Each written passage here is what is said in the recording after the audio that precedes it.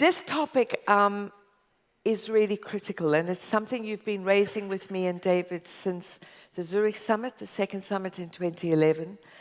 And the Great Recession kind of brought this into sharp focus.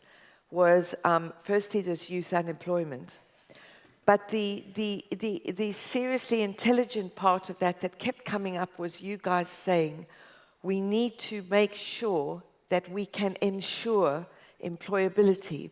So there's education, but there's also an education that says people will have jobs. So, I mean, it's just an absolutely huge issue, but it does take experts to guide us in this. So I'm really pleased to be able to welcome our panelists. And first up, we're really honored to have with us today a very special guest. And she is the Chief Diversity Officer and the Corporate Vice President of Human Resources at our wonderful partner, Siemens. Please welcome Janina Kugel.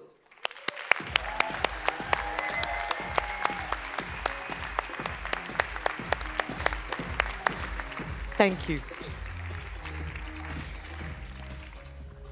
Good morning, everyone. Last week, the Nobel Committee named 17-year-old Malala Yousafzai one of its Peace Prize winners.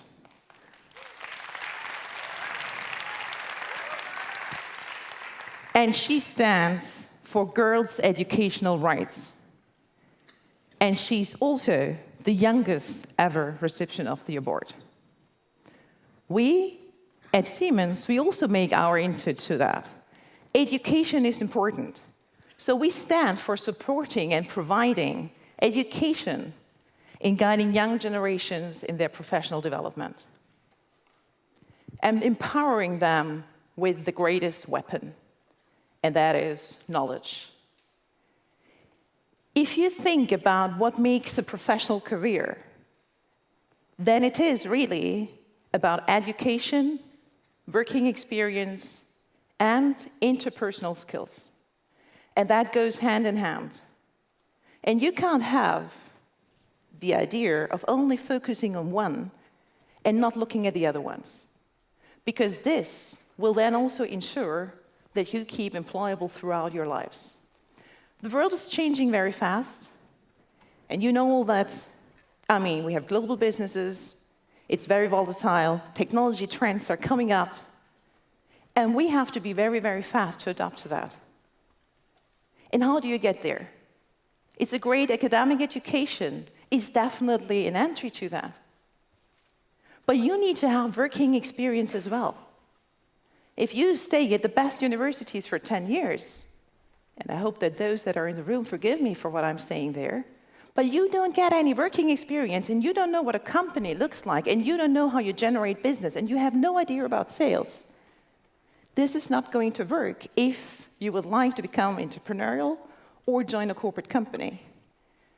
You need to gain experience, you need to talk to people, and you need to be ready to also reflect on yourselves. Where do I stand? What else? What do other people actually do? This is something that you have to learn if you want to progress it. And I have the pleasure to say that at Siemens, we are having a lot of tracks to bring people in there. We take them right out of school into our dual educational programs. We, of course, have plenty of jobs, entry-level programs, trainee programs where everyone can come in after they graduate from college. But we keep on developing our people throughout the entire career that they are with us. Because if we do not keep them employable, it's going to cause an issue for us. It's going to cause an issue also for them. So think about that. What do you do in your lives, and how can you actually also take the responsibility to get there?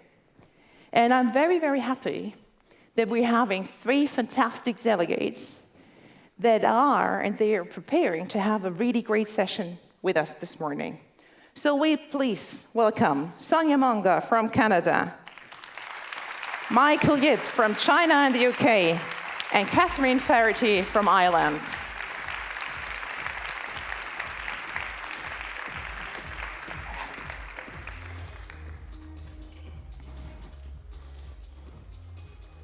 Sonia, come closer. She still liked us when we were in there, right? But I mean, I don't know what happened. So, Catherine, you're a student at the Dublin City University, where Professor Yunus is getting his honorary doctor this morning. And you're focusing on entrepreneurship and family business. So, if you just would tell us, what is your expectation on companies and also on universities if they actually want to provide students with the best skills to become entrepreneurs? So I come from a small town located in the northwest of Ireland, Killybegs, a fishing town home to some of the biggest trawlers in the world, actually.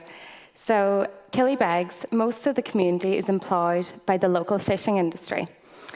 Just like the other towns in Ireland, we too were hit by the economic recession in 2008, and the effects of this were seen most prominently in the young people. With no jobs available upon graduation, the majority of my friends from high school were forced to emigrate to Australia, the United States, Canada, and the United Kingdom in search of opportunities and employment.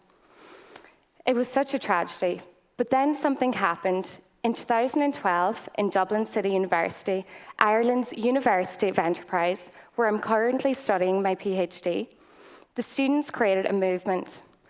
They recognised the lack of opportunity and the brain drain taking place in Ireland and the students going abroad in search of opportunities. They didn't want to be just another statistic. So they approached the dean of the university and the president and said that we need to do something, we need to change it. So the university got thinking, and they came up with something called UStart. UStart is a platform for student entrepreneurship, which creates and develops new opportunities for student entrepreneurs. It provides startup capital for businesses and also advice and mentorship for students when they're starting their own businesses. So it provides a platform not only for for-profit businesses, but also for not-for-profit businesses. So the big corporations are also helping out with the university, and they're helping to fund this entrepreneurial movement. So JP Morgan Chase, along with the DCU Ryan Academy, which is an entrepreneurship academy set up by the family of the late Tony Ryan of Ryanair, whom I'm sure some of you came here on the Ryanair flights. So they're funding this entrepreneurial movement. And these students now have set up successful businesses, providing employment not only for themselves, but also for others. They've recruited computer technicians, engineers, etc. So other universities internationally are now looking at DCU and taking these models, such as UStart, to provide nourishing entrepreneurship experiences for their students. Okay, thank you very much. So we heard a story very impressive from Ireland. Let me go to you, Michael. Michael is a student at the University of Warwick, and he's working with NGO and non-profit companies. I could tell you pretty much more about it and about him, but he just wanted me to focus on that. So, Michael, you're really crossing two parts of our global world. China and UK is pretty much of your experience, and so if you would explain what is the difference in Western and in Eastern attitude when you look at employability, education of your students, what would you tell us?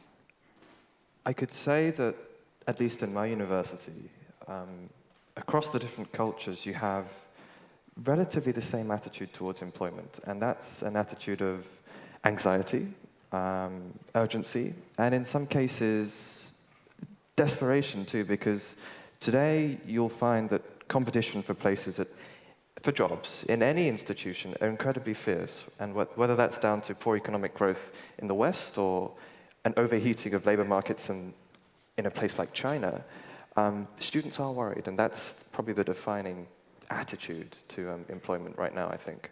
Worried about what?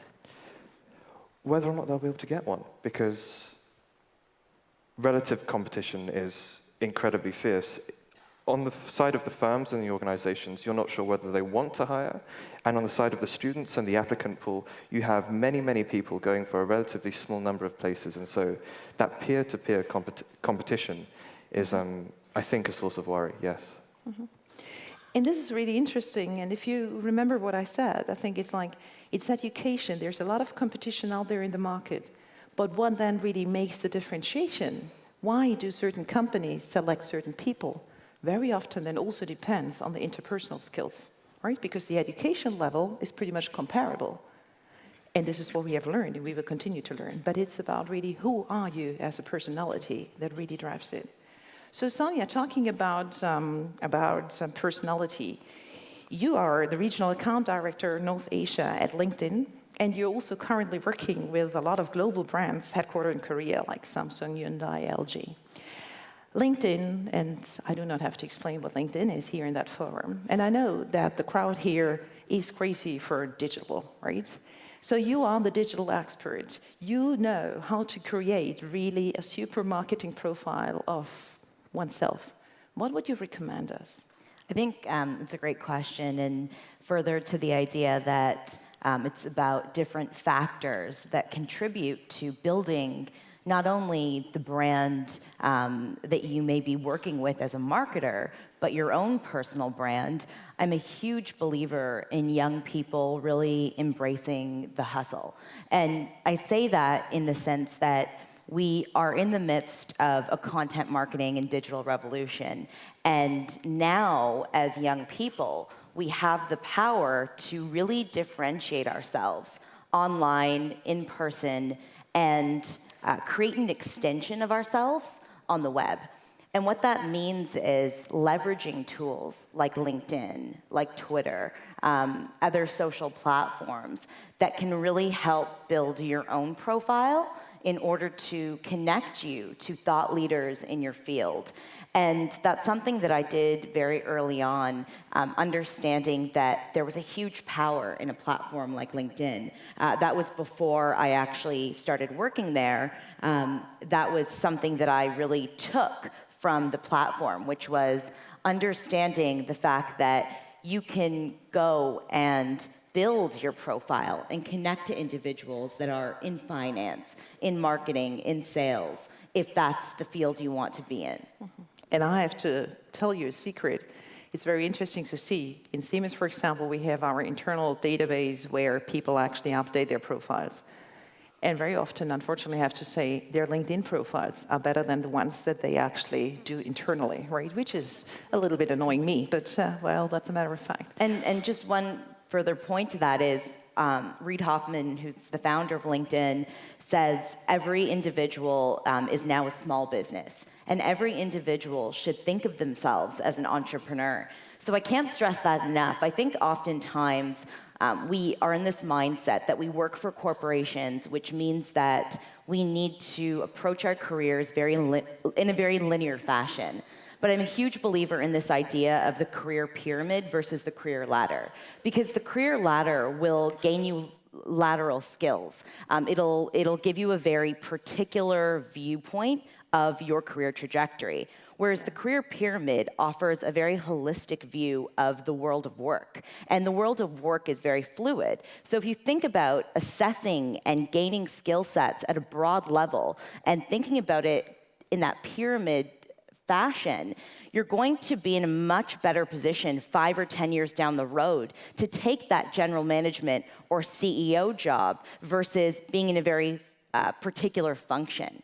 And I can't stress how important that is, especially given the fact that the typical lifespan for careers now is only 2 to 4 years. So you really have to figure out how to capitalize on the quick, changing, fluid movement in careers. Let me take that, because you said currently it's more like a 2 or 4 years career span, pretty much.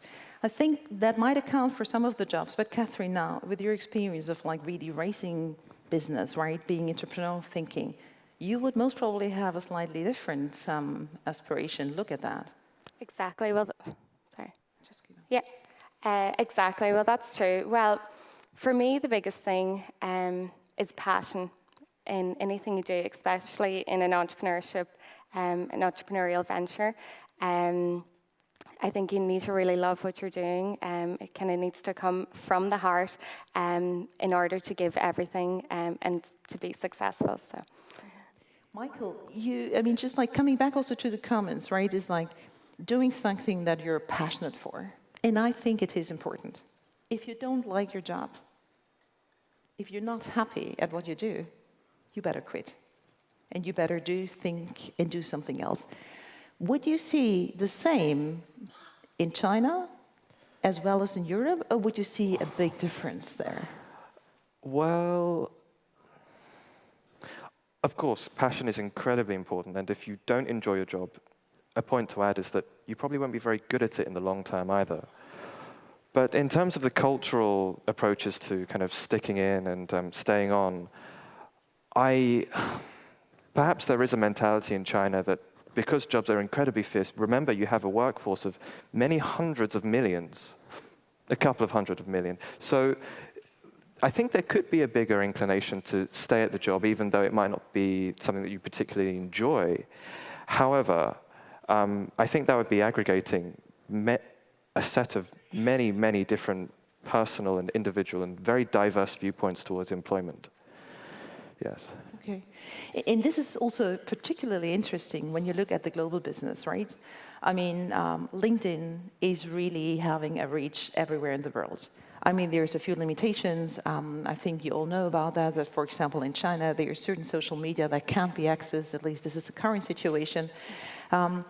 If you look at that, what are you believing, and I'm just asking that question also to the group, is like, how much is social media helping people to really get a global career if they want that?